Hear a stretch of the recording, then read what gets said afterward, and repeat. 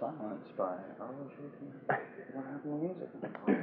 Huh? I didn't have time to set it up. I wanted to play. I thought they were going to play Never Been Atheist. That's okay. I'm sure it's going out over the air. Well, then let's start anyway.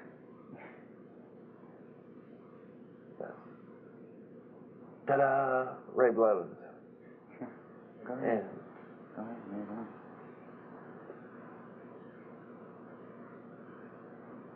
Da-da-da-da. Joe Zamecki. The real boss. Anybody don't like it, get your ass out. And then a little drum roll for our special guest, Arlo Pignotti. Hey. Come on, Pignotti, not Pinata.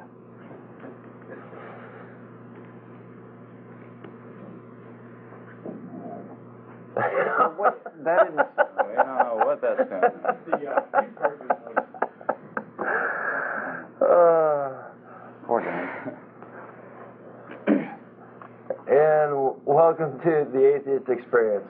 As you heard me announce there, my name is Ray Blevins. My co-host Joe Zamecki. Hey. And this week's guest, Arlo Pignotti. And he usually does the opening music, and we had no opening music. Sorry. So he's sitting in the guest chair this week. But glad to have you on the show. Thank you, Gabe. Usually, we start off with a few announcements here. We, at Atheist Community of Austin, meet every Sunday down at the Hot Jumble Bakery once we leave here. And it's free and open to the public. So if anybody would like to come down and meet us in person, that'd be great. We have our monthly lecture series, and the next one is October 4th, and it's at Furs Cafeteria in North Cross Mall. And our guest speaker will be Arthur Ide, author of Unholy Rollers, television. Evangelism. Thank you. I woke up late this morning. I'm awful tired here, and I just can't get my mind. Yes. And Selling of Jesus, Unzipped, The Pope Bears All, Robertson, The Pulpit and the Power, and Battered and Abused, All the Women of the Old Testament. And I sort of blended some of those titles together, but definitely looking forward to meeting this gentleman in person, and I'm sure that's going to be an interesting lecture there. So, and again, those lecture series are also free and open to the public. October 17th is our blood drive at Central Texas Regional Blood Center, and we do have a note there about local atheists will be able to draw from the HCA account for up to a year. So, and at this point we only have 4 pints, so we'd like to be careful. Yes, get some more out there. And that's pretty much on the announcements there. Did you have any news articles you'd like to share? Just real quick, though, I wanted to clarify exactly where the bagel shop is. That's the Okay. Hot Jumbo Bagel at West 5th and Lavaca. About 11 a.m. Sunday mornings we meet there, except for when we have a lecture. And you want me to go to this? You can. Sure. And then I'll come back to this. Why not? Okay. In Raleigh, North Carolina, after 153 years, Raleigh's oldest Baptist church has broken away from the Southern Baptist Convention in part because of the denomination's call on women to submit graciously to their husbands. Members of the First Baptist Church voted Wednesday to leave the convention, saying they could no longer tolerate authoritarian trends within the 15 million member denomination. As a theologically moderate church, First Baptist has a long list of grievances with conservative convention moves, including a 1984 resolution against the ordination of women and a 1997 measure calling for the boycott of Walt Disney Incorporated. Interesting. Glad to see him take a stand there against... Well, I think they should go all the way, though. I mean, authoritarian trends. Come on, read the Bible. I mean, let's drop that. Okay, but that's just one little... Yes. And we'll go back to you. This is September 27th. We are live. We'll be taking your phone calls. You see, today's topic is science and reason. I have a little article here. It was in last week's Sunday insert there at the parade, and it's how to make sense out of science. And it's a real good article. And I'll read just a couple points here. It says, unfortunately, science doesn't work that way. Rarely arrives at a final answer. People battling cancer or victims of El Nino may find this frustrating, but the truth is that nature does not yield up her secrets easily. Science is done in increments, where an idea is fashioned to an experiment, and the outcome, one hopes, being an increase in knowledge. It's going on to exactly what is the scientific method and how it is, and they bring up a great example about the meteorite that they thought might contain life, evidence of life from Mars.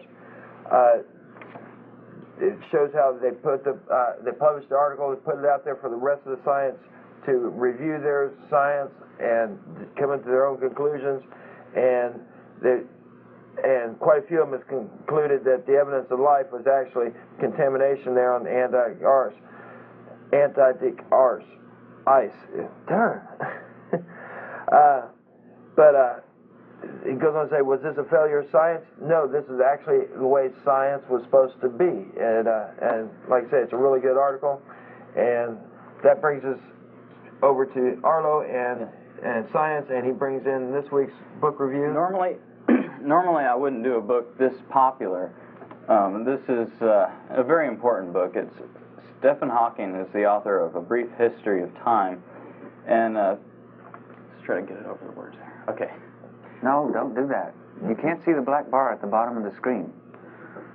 You're cutting off the book. Sorry. He's joking. No, you're cutting it off there. Go ahead. Okay. Anyway, the reason I bring up a book so popular is because it's so, it's very misunderstood. I can tell from the callers who have called in. Even Stephen Hawking himself had sort of complained in a book he had written soon after this one about how most people bought it because they thought it was a story about a crippled man who had a genius, and it was more like a story, if anything, not much of his theories. And another thing he spoke of was people just putting a book on the shelf, never really reading it, and people who do read it would send him letters of confusion, not understanding it. And I can tell people don't understand it. People call in and they say completely the opposite of what Hawking was trying to point out, like such as there was no time before the Big Bang. A lot of people don't understand that. People think time is this magical thing that flows backwards forever, but remember that without matter, two particles or a particle and one photon or whatever, it's going to take a little bit of matter to know what time is. Without matter, you have no time. You have nothing to reference to. To talk about time before the universe is pointless. It's like saying what's north of the North Pole. And this now is an illustrated version, and I think this came out just a couple of years ago. There's probably a lot of people that don't know about it. Yeah, there's some new things, and I read both books, the older one and this one. And it doesn't necessarily really go into more detail, but I think people might understand things a lot better. It's talking about four-dimensional concepts, and they put three-dimensional graphs for it. It's the best you can do. Not on a two-dimensional... Right, it's the best we can do, but it might help a little bit. In Hawking's older book, he would try to describe these charts instead of actually show them, and I think it's a good one to check out. Well, for four-dimensional illustrations, though, wouldn't M.C. Escher be an assistance there? Well, that'd be great. There you go. If anybody knows about that stuff. There you go. You had some other points, some notes here or something? How would you want to bring those into the... Got a quote? Actually, I was just ready for discussion with the folks, I guess, who want to call in, because, I mean, time and time I've been in the sound room, and I hadn't been able to interact. People call in, and well, yes, there is something I forgot, very important. People love to call in and talk about what a great believer Stephen Hawking is, and he believes in God, and he says the word God. He's pretty much an agnostic. The way he speaks of God are things like, I don't know if it was A Brief History of Time, I've been the one after that, but he had said that in a universe that can be deduced to simple natural laws that wire all the way back to the Big Bang, there seems to be very little a God can do. And just because he said the word God doesn't mean he necessarily accepts God or has faith in God. That's something that I think an atheist would say. And I think people really just jump on it that, oh, the word's God in there, he must be a believer. And there's not even God in the index, so I don't think it has any part in his theories. All right. And, like I said, this is live, September 27th. We will be taking your calls on the air, and we'll discuss just about anything. We'd like to discuss what really is the scientific method and how it's used every day. And I've got an interesting little quote here at the end of this article that I was talking about earlier. It's actually a quote from Carl Sagan that I really like, and I've heard Joe use it several times on the show here. Extraordinary claims require extraordinary proof. The late Carl Sagan once said, last March, a scientist announced that the asteroid had a chance to strike the Earth in the year 2028. There was virtually no chance, and the announcement should have never been made. So it just shows you how easy it is. Just take a little bit of science, and you can jump out there and come up with some really extraordinary claims. Don't mind me. Oh, okay. That's all right. I do have something, though. Okay. Well, while I'm figuring that out, Okay. in August of 1998 this year, Alabama State Representative Republican Larry Sims from East Aboga, Alabama, who is an RN, a professional nurse by profession, issued a press release introducing 2 pieces of legislation related to drugs that act as sexual stimulants, particularly Viagra. One bill would make prescribing Viagra or any other sexual aid to a person with a known sexually transmitted disease a Class A misdemeanor. The other would prohibit Medicaid from spending Alabama tax dollars to pay for Viagra at all. An argument can be made for withholding Viagra prescriptions from persons with HIV and other serious STDs, but the phrase "or any other sexual aid" goes too far. The Medicaid bill is simply penalizing the poor. I don't know, I thought there was something funny in that, and I guess not. But other than we like to talk about Viagra once in a while. But you have something while I'm flipping through here making noise? No. Okay, well, I do have something there. Okay, go right ahead. Well, here's a list of great truths about life that little children have learned, and I should give credit to the Alabama Freethinker. This is their latest issue, a fine publication. And this is a list, again, of great truths about life that children have learned. No matter how hard you try, you can't baptize cats. When your mom is mad at your dad, don't let her brush your hair. Never ask your 3-year-old brother to hold a tomato. Don't sneeze when someone is cutting your hair. You can't trust dogs to watch your food. School lunches stick to the wall. You can't hide a piece of broccoli in a glass of milk. I've tried. Never hold a dustbuster and a cat at the same time. And then we also have a list of bumper stickers we haven't seen. I don't have a license to kill. I have a learner's permit. And another one, keep honking while I reload. Taxation with representation isn't so hot either. Who were the testers of preparations A through G? I've actually seen that one. Earth first. We'll strip mine the other planets later. See, if you drink, don't park. Accidents cause people. If you can read this, I can hit my brakes and sue you. Sure, you can trust the government. Just ask a Cherokee. If we are what we eat, I'm cheap, fast, and easy. Stop repeat offenders, don't re-elect them. And Kevorkian for Surgeon General. There you go. Thanks. I just see some lights going here. We'll get some names here on the caller here in just a minute. While I reload? Yes. And, oh, you got that one good. Yes, I like that one. Right out here. And we have... Good morning, Don. Hey, how's it going, man? Excellent. I got a few questions for you, man. Sure. Now, kind of related to the Big Bang Theory about Stephen Hawking's theory and so forth. If it happened in this region, I mean, say the theory itself was complete, could you not say that it happened somewhere else? Oh, you mean if there's this universe, may there be other universes? Is that Yeah, exactly. Okay, that makes sense to me. If there can be one universe, if it can happen once in hyperspace, what's to stop it from happening twice? And if it can happen twice, what's to stop it from happening for an infinite number of times? That's not... People will tell you that's not very scientific because it's speculation. You can't observe it. You can't test it. You can't produce your own universe in the laboratory, and that'd be very disastrous if you did. So yeah, it's really speculation, but I don't think it's that outrageous, and I think it leaves room for a lot more things to be possible. If there are an infinite number of universes, then just about anything you could dream up, no matter how improbable, would exist somewhere. Yeah, exactly. So it's pretty fascinating to think about that. Yeah, it is. I've always been fascinated by it, and just the thought of the possibility of it itself, knowing that, I mean, it'd be pretty obtuse just to think that, we were the only life existence here in the universe as vast as this. And what you said earlier, infinite, a continuum, something that pretty much never ends. at least we've been found into it. Well, for this universe, doesn't necessarily have to be infinite, but an infinite number of universes, that I would fairly call infinite. Yeah. Even though our universe does have limits, it's still so grand, it's so large. I just would definitely imagine there to be other life somewhere else. Yes. Yeah, exactly.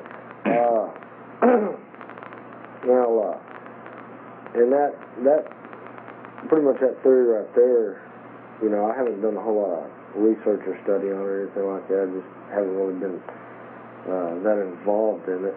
But just to think, if it did possibly happen here, it could possibly happen somewhere else.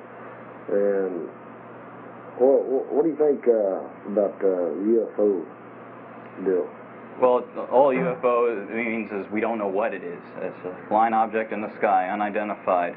But people who assume them to be aliens, I think is kind of outlandish. I totally understand there must be life somewhere else in the universe, but the distances are so vast. Space travel is a pretty hard thing to do, and just to come over here and steal some cow rectums is just, because the claims of what the aliens do are ridiculous. They may have a legitimate need. No. One thing that, oh, sorry?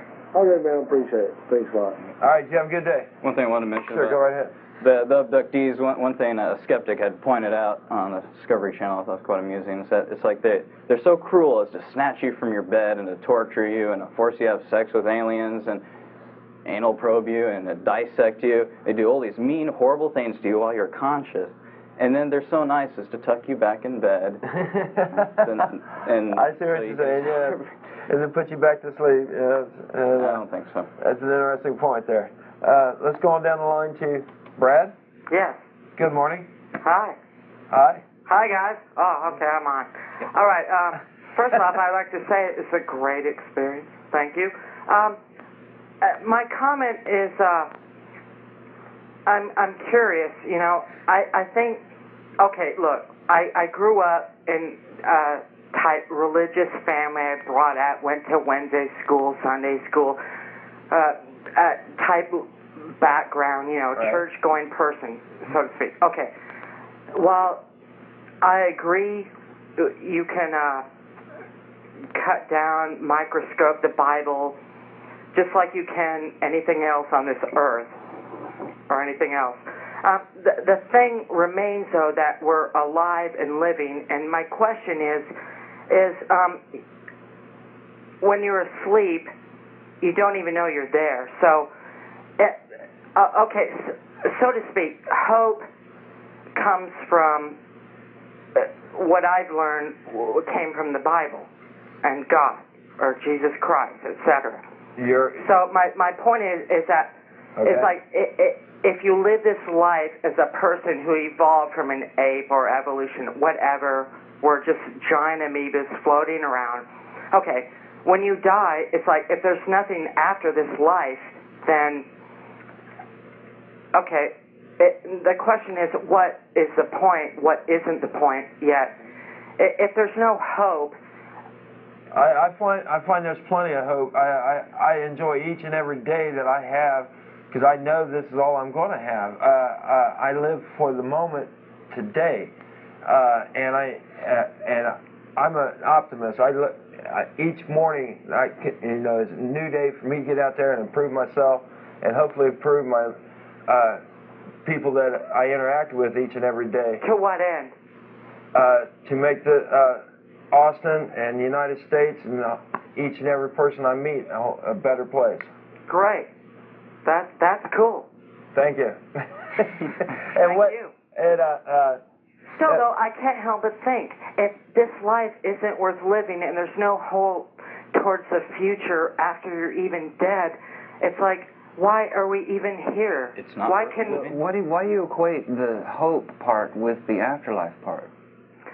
I mean, there's plenty of hope. Yeah, you get your rewards and your or your consequences for your actions for each and every day. Well, if I have $5 million in the bank or I don't, I mean, hope for what? Success, food, shelter. I mean, what's the point of it all? Whatever you like, if you can manage to get that. Even if you get what you like. Well, say you die tomorrow, you get hit by a bus. You mean hope for going somewhere after you die? sounds like hope just... Well, to me, okay, my question, I guess... Are you hoping for a train from Santa Claus this year, too, or what? I don't understand your point. Just because that doesn't exist doesn't mean you can't have hope. Okay, true. I guess it's a nebulous point here. The point is, it's nebulous, true. We hope for a better life now. But we're living this life as humans on this planet, right? Right. And we're all hoping for the best. We get along. We're, somewhat nice to each other, et cetera, et cetera. So beyond that, though, it's like, okay, when you're asleep, you don't even know you're alive, right? So say you die. Right. What was the point of ever existing if there's no hope for a future afterlife? Which God said He would give you eternal life through His Son, Jesus Christ, our Lord. I couldn't derive hope based on a story that just simply doesn't make any sense or can't be demonstrated. And Arlo wants to jump in. I don't necessarily But want yeah, the Word eternal says life. that the Word is foolishness to those who are dying. That is foolishness, Okay. in my opinion. Sorry. Arlo? And Arlo had a point there. Go ahead. No hope. There's an entire world beneath your feet. Is that not enough? I think there's plenty of things to do within your lifetime. How can life not be worth living just because there's not an afterlife? It's more of a reason to live for. Live now while you can. Your life is more valuable because you only get one. I don't want to live forever. It's an agnostic's nightmare, I think. And I have several other callers there, Brad. I do appreciate your call, and please call again. Hey, Sorry? Sorry. And let's go on down the line to Jeff. Hey, guys. Good morning. Yeah, I want to respond to the fellow who just called, asking Sure. what's the point. All right. I think it's important to remember that the decision about what the point is going to come from you one way or the other. Even if you believe that, the point is, well, you get to survive in heaven forever afterwards, that's still you deciding that that's a good thing, that's Yes. what you want. That's what makes it all worthwhile. So it's still your decision. Well, okay, you say you find it in the Bible, but you're the one looking at it in the Bible and deciding that looks good to you, and that's going to be the point. And that's what's going to make me happy. Yeah, you don't have to get it there. You can look at other reasons. You can make up your own other reason, or look at other reasons for existing and say that's the point.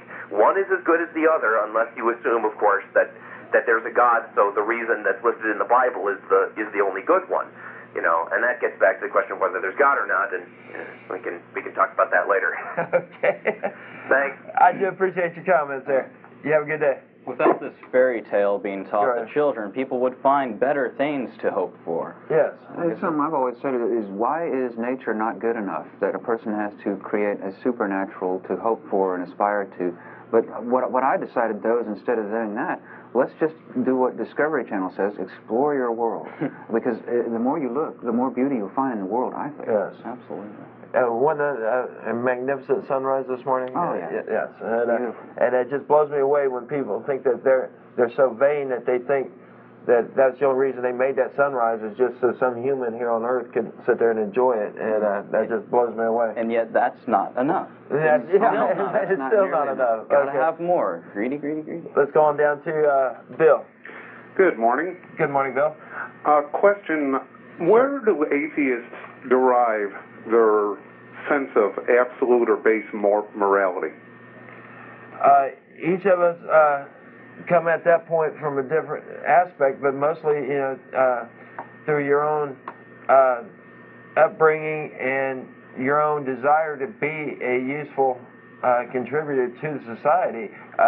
You have to make that decision whether or not you want to be part of it or not. Okay, but do you believe that there are a few absolute morals? No, I don't. Like thou shalt not kill? It's an opinion. I think morals are opinions, and we assign to our morals what we feel are right and wrong, but nobody consciously does anything they disagree with. If you go and do you support a government enforcing morals? No. Absolutely. enforcing opinions, Not even murder or prohibition of murder? those are beyond morality. Those are reason also. That's just going on what's practical. I just go by what's the most practical thing. I think naturally I sort of turn out to be a moral person. you don't necessarily have to even try to contribute to society. By being selfish, it doesn't mean you're going to go around killing people for 85 cents. You can be... Well, it might. I'm not calling to try and defend or put forth any idea. You're just curious. Exactly. Okay, I understand, because we get that question a lot. And like you say, it comes from within your own desire on how good a citizen, group, the people you interact with, how much you want to, you could actually hole up in your house and not do a thing and still be, quote, a moral person and still not, and never affect anybody else's life, the rest, just sit in there and do nothing. But I would not be happy doing that. So the libertarian view is to just don't hurt anyone and don't hurt their property, and then do whatever you want. Which I think if you don't do those two things, I think that you're a moral person. Which so far sounds about the most logical of all the various ideas out there. The libertarian idea? Mm-hmm. Yeah, I agree. I vote libertarian every chance I get. So I'm hoping that party does well. What about any spirituality things, such as meditation and so forth? How do atheists view some of that? I have no problem at all with quiet time, just sit back and relax and, and then contemplate, think, could I do that, but to say that I sit down and pray to some supernatural being. No, not praying. Okay. Well, it doesn't have to be spiritual in the sense that most people think of spiritual. True. Meditation. And just meditation by itself has helped a lot of people. And medication too. But you don't have to get transcendental with it for it to help you. So, did you have any other questions there? Are we helping you out? Yeah, you did a little bit. Okay. I do appreciate your call. We have several other people on the line, though. Thank you. You take care. You have a good day. I thought you were getting ready to say something. Uh-huh. It's going down to Mike. Good morning, Mike. Good morning, Baldy. God rules. That's our regular scholar. He's quite regular. So you want to do Atheist of the Week here? Okay, yeah. My unsung atheist hero or heroine of the week, and my pick for this week is Luther Burbank, who was a scientist. He was a scientist born on March 7, 1849, and was intrigued by the discoveries of Charles Darwin and experimented with cross-pollination to produce better foods. He later moved to California to establish an experimental farm where he helped improve the world's food supply situation. Luther Burbank kept his skepticism to himself until the notorious 1925 Scopes monkey trial in Tennessee. He went public with his disbelief to a newspaper reporter in 1926, saying religious dogmas are nonsense, and he called himself an infidel. This started a wave of religious pressure for him to recant his words. This only strengthened Burbank's resolve. In a later interview, he said, "I am an infidel. I know what an infidel is, and that is what I am." His staunch opposition to natural or supernatural thinking and his bravery in the face of bitter attacks from the religious were shining examples to freethinkers everywhere of how human intellect can overcome the grip of mental bondage that superstition entails. He made many free-thinking friends in his lifetime, and when he died, his funeral was attended by 10,000 mourners. And we have a quote. Every week I like to have a quote by this person who I feature, and today's quote is Luther Burbank, quote, "The integrity of one's own mind is of infinitely more value than adherence to any creed or system. We must choose between a dead faith belonging to the past and a living, growing, ever-advancing science belonging to the future," unquote. Luther Burbank, my unsung atheist hero or heroine of the week. Thank Excellent. You. Yes. All right. We are live September 27th. We are taking your phone calls, and let's go back to the phones, and we have Ruth. Yes. Good morning. Hi. I'd like to make a comment to the man who actually the title would be the hopeless atheist. He feels that there's no hope if you can't waltz around in the clouds, or burn in hell. Previous call. Yes. And I think that this man and many others like him are tremendously selfish. In the first place, everybody is here to make a difference. And we will either make a difference in a bad way or we'll make a difference in a good way. And that's what conservation is all about. That's what helping humanity is all about. And if you don't think that you're here to leave an imprint from your genius or from your good works. And the only reward is going to be to waltz around in the clouds. Then you are a hopeless Christian. There you go. Okay? I appreciate I that. hope that this guy can become a little bigger. He's very tiny. Gratefully, he's very tiny. I hope there aren't many like him. Yes. I appreciate your input Okay. there a lot. Excellent point there. Okay, thank you. You have a good day. And do call again. I like our viewpoint there. It's going down to Donnie. Yeah, how you guys doing this morning? Excellent. All right. I have a question for you, and I'll Sure. let you guys answer after I hang up. And I don't know your views. I haven't watched that long. But in the case of Madeline Murray O'Hare, like, for instance, fighting prayer in school, Right. As an atheist, wouldn't you say that God doesn't exist, correct? Well, we don't. That's a tricky one in the trial. Yeah, Most atheists do not positively say there is definitely no God, because that would take some universal knowledge. But Right. we don't claim to be all knowledgeable. Because let me ask you this. Okay. In her case, it seems to me, and this is purely philosophical, Okay. if you go to such a lengthy trouble to fight something like prayer in school in the courts, Right. aren't you in some way or another acknowledging your enemy, thus acknowledging they exist? No. That My you got an goodness, excellent no. point there, and that's the reason we prefer the definition, no belief system on or about the supernatural, because it's up to you to define what your idea of God is.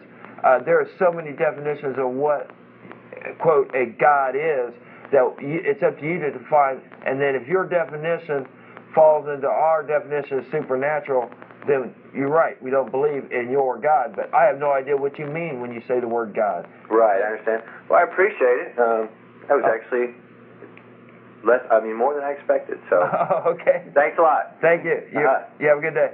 And Arlo had a point? I think what a lot of people are trying to imply is because you're fighting prayer in school, that means you're fighting God himself. You must believe in God. And that's not it at all. School time is precious. We don't need organized prayer. You can pray in the schools already. God can hear you without a loudspeaker. That's if God exists. Let's go on down the line to Nate. Hey, how you doing? Excellent. I'd like to address the guy earlier that was talking about morals, and Sure. y'all mentioned the Libertarian Party. I think one thing they also say is that there are what you call public morals, and then there's personal morals. And the public morals are what we all experience together as a society, of realizing that I don't get hit, so therefore it's not good for me to hit somebody else. I mean, I don't like to be hit, so therefore it's not good to hit somebody else. And that's how naturally this idea, this public moral came about, was just realizing that there's certain things I don't like done to me, so therefore you can extrapolate on that and assume that other people don't like that to happen to them either. And so A variation of the golden rule? Is that what you're saying? What's that? A variation of the golden rule? Which was actually written down long before it was ever written in the Bible. Right. I think Confucius said it, among others. Yes, there you go. Actually, this is quite different. I think this is don't do unto others what you don't want done unto you. This is Right. And also, did y'all see Madeline Murray was on America's Most Wanted last night? Yes, I hadn't watched the tape yet. I recorded it, and I hadn't had a chance to watch the tape. Did you watch it? Yeah. What'd you think of it? Well, I didn't realize that they thought there might be some foul play involved. I didn't realize that at all. I thought they just absconded, but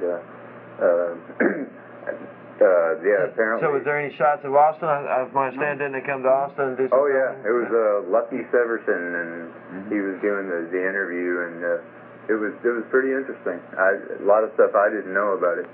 And they had some guys that were private investigators that had been doing some work on it. They actually hired some psychics, or is that? Well, that was Rappaport. Oh, okay. I'm confusing two things. Okay. There's a guy out there actually hired psychics trying to find Madeline, which 8 or 9 of them. well, I thought was quite humorous. Right.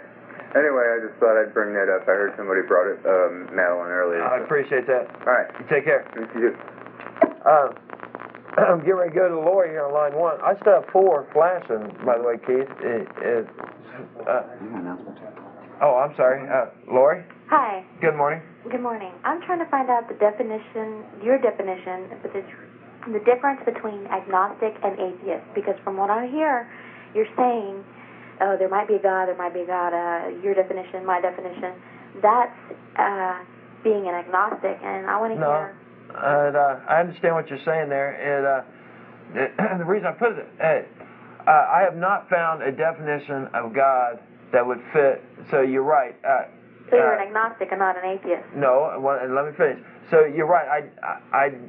I don't believe there is a God, because I have never heard of a definition that would incorporate a God. And there is no. So I can pretty much say with good confidence that you will not be able to come up with a definition of God that would. So I'm definitely an atheist. Being agnostic, saying that you don't want to be so pompous as to define or box God into a certain religion or belief. Isn't that truly the definition of being an agnostic as opposed to an atheist who believes in nothing? Go ahead, Joe. There's some more technicalities to it. I mean, an agnostic says there might be. We can't know, though. We don't have the knowledge of the universe, so therefore there might be a God. And an atheist, speak for myself real quick, I'm convinced that all of the self-contradictory, irrational, and impossible ideas, the God ideas that have been put forth, are not possible.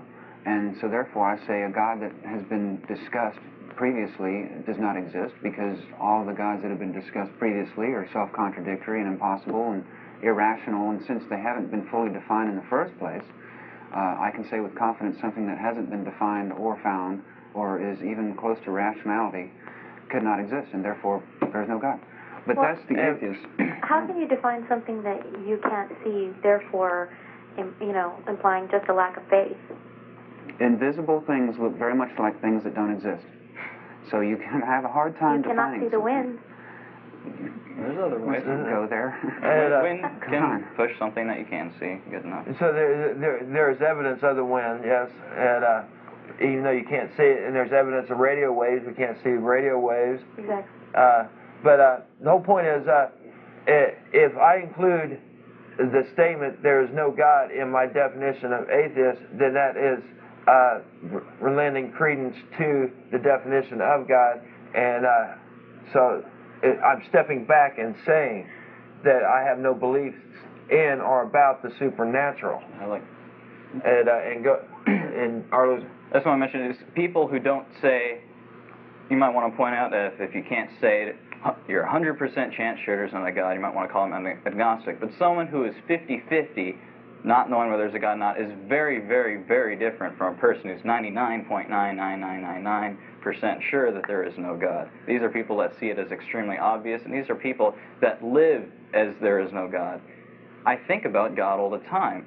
Doesn't make me agnostic, because every time I think about it, I come to the conclusion that no, can't be, no way. Then what puts it in your mind to think about him? Then why is he a thought in your mind? He a thought in my mind? Society. No, the people around me, yes, society is always pushing it. My friends are always telling me, read the Bible with an open mind. Socialization. What? You're blaming it on socialization then. A lot of people push it on us every day. It's America. Well, that's not blaming somebody. That's basically stating the reasons why we have to think about religion, because it's shoved in our face every day. Sure enough. All right. Church marquees all the time. Thanks. Yeah, you're welcome. I appreciate your call. Let's go on down the line to Mike. Good morning, gentlemen. How you doing? Excellent. Okay. Listen, I watch you guys pretty much every Sunday morning and enjoy watching your show. Thank you. And you seem to be very intelligent, gentlemen. I myself am not a Christian, and in fact may be termed agnostic. Right. I have heard you say on several different occasions, though, that you don't believe that Jesus Christ existed. And Sure. my question is, being intelligent people that you are, Right. Even though you may not believe in God, have you ever, and this I guess is a question that I ponder several times myself, I tend to explore or read the various teachings, not only of Jesus, but of Buddha, Krishna, Muhammad, etc., etc. And albeit that you're atheist, do you not feel that perhaps these gentlemen in human form could have walked and were just merely human, but might have had something good to say or to preach, and I'll hang up and listen to your answer on television. All right. Thanks for the question there. Go ahead, Joe. There may have been a real nice guy named Jesus walking around the desert that time, that place in the world, going around being nice to people, doing sleight of hand and confidence trickster games and espousing socialist values. But, you know, for a God, you're going to have to come up with something a little more than a book or two. Actually, it's just one we have to go by to say that he's a God, because that's quite an outlandish statement. But well, and from what I understand, they didn't make that statement until several hundred years after he was dead, that he was actually he's the Trinity, so he's God, man, or whatever, down here on earth. So I personally don't believe there's enough evidence to support that the guy, but there is evidence on Buddha and some other people that were actually real people that is supported by other sources, that, and other histories. And so I'm not saying everyone that he mentioned there is not a real person, but Jesus Christ is not a real person. Mm-hmm. And you had a point? Sorry. Just Christ could have been a magician tricking people for all we know. I mean, it could be anything. But it's good we brought this up. Trinity. Jesus was believed to be the Son of God. Why? Because he had no father. Story in the Bible. Well, what about Adam? He's twice as godly. No father, no mother. What about Eve? Would she be a goddess? Or many people don't know about Melchizedek. The Bible says that he had no mother, no father, no descent at all, and no beginning nor end. That is far more godly than Jesus. Why don't they worship him? Why Jesus? They just picked him out of a hat, I guess. Good. That Melchizedek is in Hebrews 7:1 and 3, and it's a good thing to look up. And some people try to say that, well, the Bible says he's the Son of God. Well, the Bible also says Israel is the Son of God, Ephraim, David. They say he was begot by God. That's far more obvious. And then people, and also says anyone led by the Spirit of God is the Son of God. So that includes there's a lot of gods then. And people try to say, I and the Father are one in what? Same cause, if anything. Excellent. And we did want to remind our viewers there that the UT Skeptical Society is having a debate with, who's the gentleman? Well, Cliff Knuckley is the person they're is the person they're going to debate at the end of that week. It's November 20th, I believe, the week of November 20th. If there are any members of UT Skeptical Society, could you please call us now and let us know the exact time? We'd love to announce it. We just didn't bring the paperwork exactly, the time and everything. All right, let's go on down the line to Earl. Good morning. Good morning. Morning. And you have a question? Yes, this is Earl speaking. Yes. Good morning. How You're you on the air. doing? I just called to say, first of all, I wanted to say I think you're doing a great job. Thank you. And to say that I do support your position. In a society where you have so many people who are conforming to the religious right, making moral pronouncements on people, I find it refreshing that someone is standing up to this position. Thank you. You're welcome. My question, though, is being nonconformist and not selling out to get what you want, have you had to pay any type of price, either politically or economically speaking? Social-wise, I've had, I meet, a new woman there or whatever else, and things are going fine, and then I mention my TV show, and I'm an atheist, and boom. And I was like, I've actually had people hang up on me when they find out I'm an atheist. Mm-hmm. And then I had this one woman that I've been talking to for weeks, and then found out I was an atheist, won't even say good morning to me anymore now. Mm-hmm. So but financially or career-wise, I've never had a problem, but social-wise, I've had several problems. There are lots of atheists, though, who have suffered quite a bit. In fact, there are still several laws on the books in several states which prohibit us from doing things that just any other religious person can do.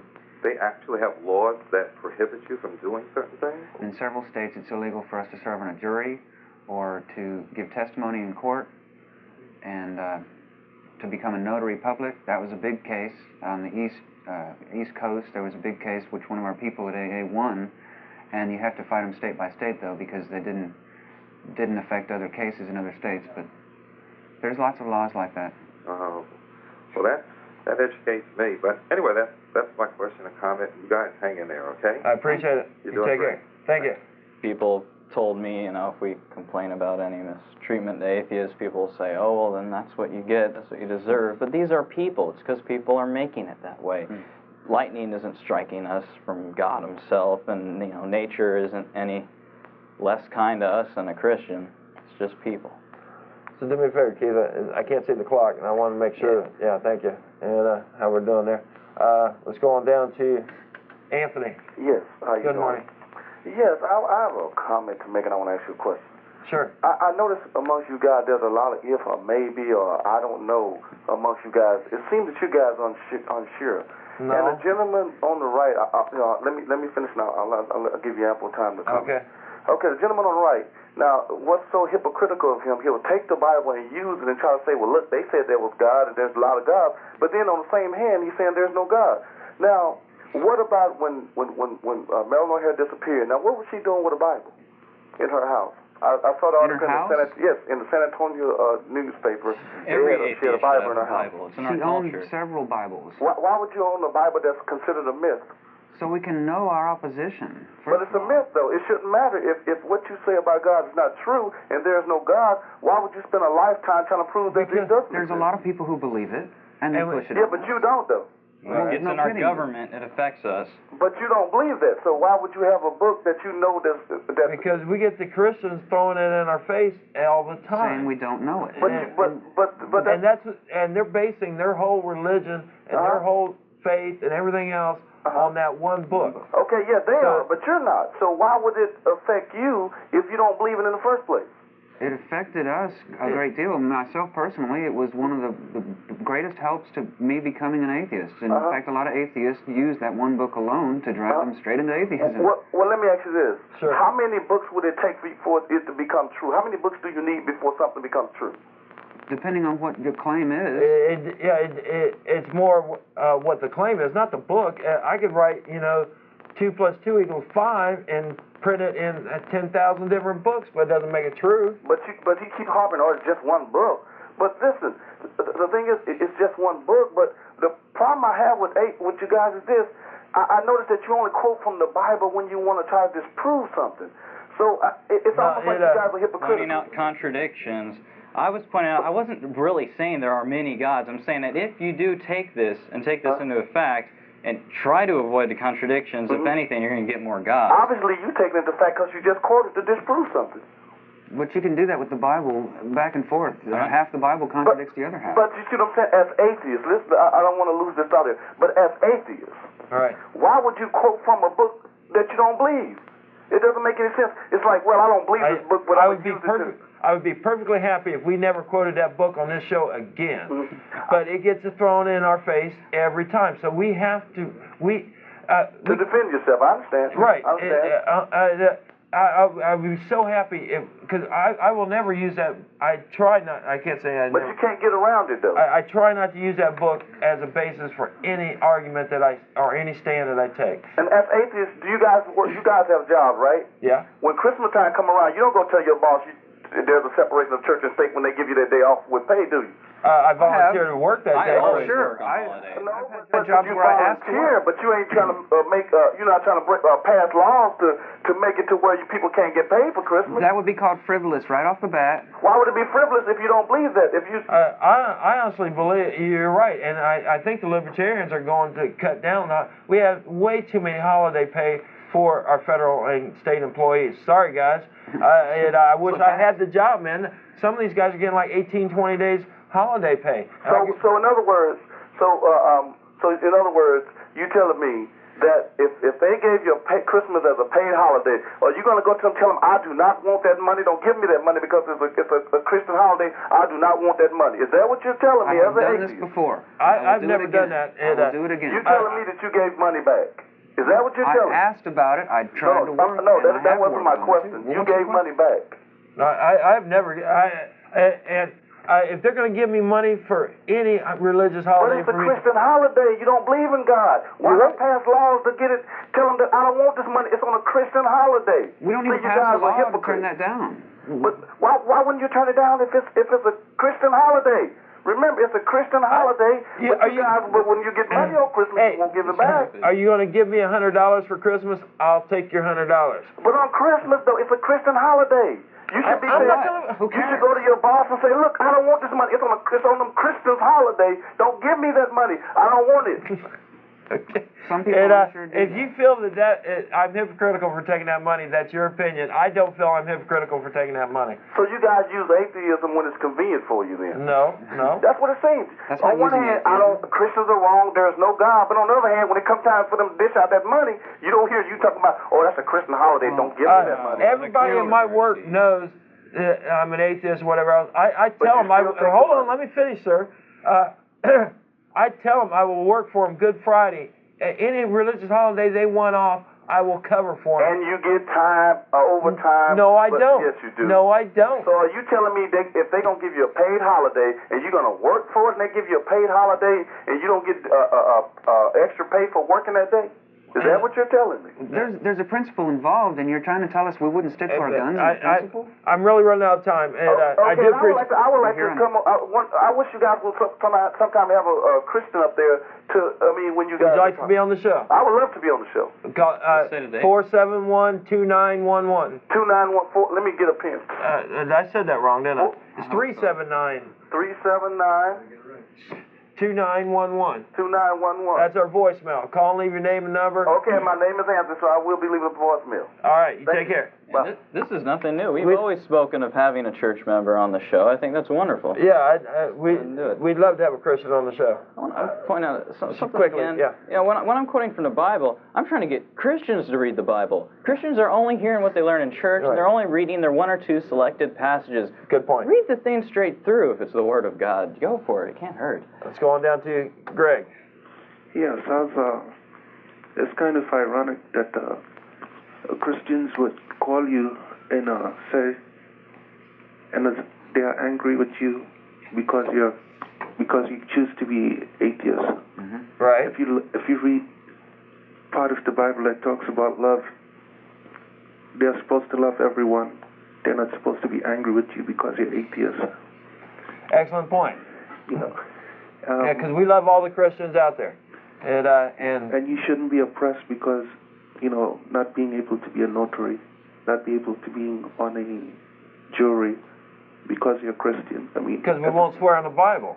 Right. I'm a Christian, but I don't think that people should be angry with you or hate you because you choose to be atheist. This whole country is based upon freedom of religion.